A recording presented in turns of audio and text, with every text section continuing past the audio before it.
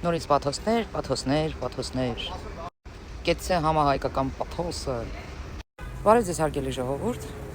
Նոր պատահական մի հատ նյութ ընկավ աչքիս։ Ճիշտն ասած շատ ուրախացա, ողջունելի է։ Ինչ որ մի երգ է, թարգմանած հայերեն։ Ուրախացա ու մտա մեկնաբանությունները կարդամ ու շոկ ապրեցի, այսինքն նորից մենք փաստում ենք, որ երբեմն մենք խոսում ենք այն թեմայի շուրջ, որից ընդհանրապես գաղափար չունենք։ Ես միշտ ասել եմ ու նորից կրկնում եմ, եթե դու կարևը չեք տեսնում, դա չի նշանակում, որ նա բացակայում է, որ նա գոյություն չունի։ Եթե դուք ինչ-որ մի թեման չեք ըմբռնում, չեք հասկանում, այդ չի նշանակում, որ թեմայի շուրջ ինչ-որ գործողություն անող մարդն է ցնդած։ Այդ չի նշանակում, որ այդ մարդն է շեղված։ Այդ նշանակում է, որ դուք եք անտեղյակ։ Չեմ ուզում ոչ մի կոպիտ բառ ասել ձեր հասցեին նման մեկնաբանություններ գրողներին։ Բայց մինչ ձեր մեկնաբանություններին անցնելը, ես կուզենայի տեսանյութը մի հատ ազգս լսի, տեսնի։ Այս մասերն իմ անձնական են, այս մասերն իմ անձնական են, այս մասերն իմ անձնական են, պատկանում են միայն ինձ, այս մասերն ցույց չենք տալիս, այս մասերն ցույց չենք տալիս, այս մասերն թույլ չենք տալիս օտարներին ձեռք տալ, օտար մեկը թե մոտենա, օտար մեկը թե մոտենա, օտար մեկը թե մոտենա, մարմնից փորձի ձեռք տալ, ես դա կասեմ մայրիկիս, ես դա կասեմ հայրիկիս, այս մասերն իմ անձնական են, պատկանում են միայն ինձ։ Անձամբ ես կարծում եմ, որ անգլերեն այս երգը հնչում է ավելի լավ, բայց խնդրանքը կատարեցի, փորձեցի թարգմանել այս երգը հայերեն, սովորացրել ձեր փոքրիկներին, որ նրանք իրավունք ունեն ասելու ոչ մոտիկ մի եկեք, ոչ չեմ ուզում ինձ գրկեք, ոչ չեմ ուզում ինձ համբուրեք, այստեղ չենք ուզում։ Այսքան իմ սիրելի հայեր ջան, ես ձեզ շատ ջերմ բարևում եմ, շնորհակալություն, որ իմ հետ եք, ձեր սիրելի Լենան։ Եվ ինչն էր ստեղ ցնդած, գժված, ինչն էր ստեղ սխալ, կարող է բացատրեք, թե ձեզ էլի դրել եք ամենասուրբ ազգի տեղը, երևի մեր ազգի մեջ մանկապղծեր չկան, ու երբեք մեր երեխաները չեն առնչվում նման խնդրի հետ, իրանց իրավունքները չի ոտնահարվում, երբևէ, հա, դուք երևի դա եք ուզում ասել, իսկ մի հատ հարց, իսկ ինչպես եք դուք ձեր զավակների հետ խոսում այդ թեմայով, արդյոք խոսում եք, թե մտածում եք նման վիժված ձեր բալիկին չի հանդիպի, ինչպես պետքա զավակը ծնողի, բարեկամի, հարևանի համբյուրները տարբերի չուժոյ տղամարդու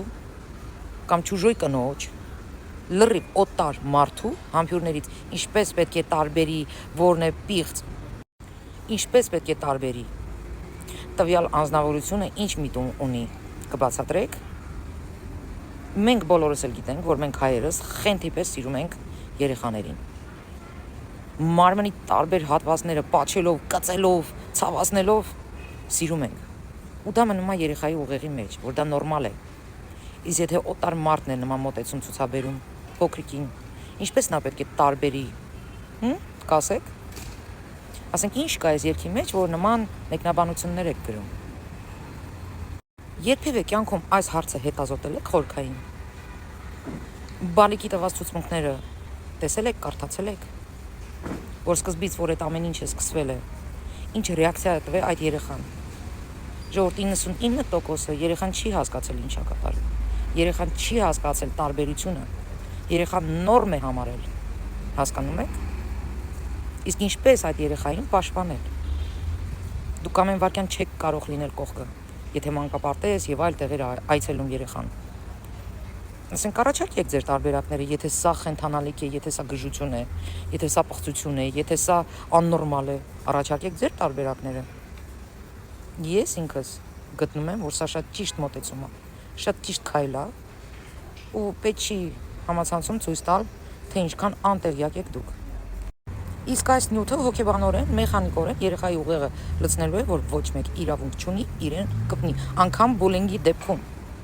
Քիչ բուլինգներ են լինում մանկապարտեզներում անգամ, երեխաներով հավաքվում են, մյուսին նվաստացնում, կպնում, հագուստը հանում, տեղյակ եք, որ նման դեպքեր են լինում։ Կամ դպրոցում, մի քիչ էլ եթե երեխան թուլամորթ է լինում, կամ վախկոտ, ասենք ինչի վրա եք այտենց զարմացել, վրդովել,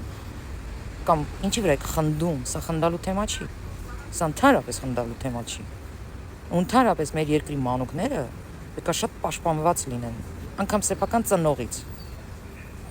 Հիմա ինչ ուզում եք գրեք այս բառից վրա։ Այո, ես պնդում եմ, որ սեփական ծնողից պետությունը պետք է պաշտպանի երեխաներին։ Ինչու՞։ Որովհետև շատ դեպքերում, ես չեմ ասում մանկապղծությունը, ես ասում եմ կոնկրետ ծեծելը, երեխային վնաս պատճառելը։ Ծնողը կարող է շատ ուժեղ վնաս պատճառել երեխային, առողջական վնաս։ Պետք է երեխան պաշտպանված լինի։ Երեխան ուդառնիկ չի։ Այս հարցն էլ պետք է շատ խորը ուսումնասիրվի եւ ինչ որ մի գործիքներ, գործիքակազմ ստեղծվի նման ծնողների սանձերը քաշելու համար։ Ասեմ ավելին, նաեւ մենք հոդվածներ ունենք, երբ որ ծնողն է պատասխանում երեխայի համար, ծնողն է որոշում տվյալ մանկապարտեզի դայակը, որը աննորմալի նման ծեծել է երեխային։ Ծնողն է որոշում ների դայակին թե ոչ։ Ասենք այդ գործը ասես ջրի գնա ինչ որ մի գումարի դիմաց, այսինքն առողջարքի է մտնում ծնողը։ Ես գտնում եմ, որ այս հոդվածները պետքա վերանայվի։ Նման հարցերում ծնողը չպետք է որոշի ների թե ոչ, օրենքը պետքա որոշի ներվի տվյալ վիժվածքը թե ոչ, որովհետև ծնողը կարա լինի ծախու արարած, փողի դիմաց ների, բայց դժվող երեխան այդպես էլ կոտրված մնալու է իր հոգում, իր սրտում, իր ուղեղում, այդ սպին մնալու է, որը հետագա կյանքի վրա շատ մեծ ազդեցություն է ունենալու հոգեբանական։ Կամ դեպքեր են լինում, որ հա դե հարևան ենք, մի գյուղացի ենք, ես ոնց գնամ իր դեմ կրեմ, բայց երեխեն տուժվում է։ Դրա համար ես գտնում եմ, որ հենց պետությունը պետք է վերցնի այս պատասխանատվությունը իր վրա, որտեղ մենք ծնողներ ունենք, որ ծնող կոչվելու իրավունք չունեն։ Մենք ծնողներ ունենք, որ կարող են երեխային վաճառեն։ Մենք ծնողներ ունենք, որ կարող են նկարահանեն իրենց երեխային, թե ինչպես են նվաստացնում եւ բերդ ուղարկեն։ Հանկարծ չասեք սուրբ մեռնում ենք։ Այնպես որ եթե դուք ինչ որ մի նյութ տեսնում եք ու որը ձեր համար ինչ որ մի հատ բոլոլայ է երևում,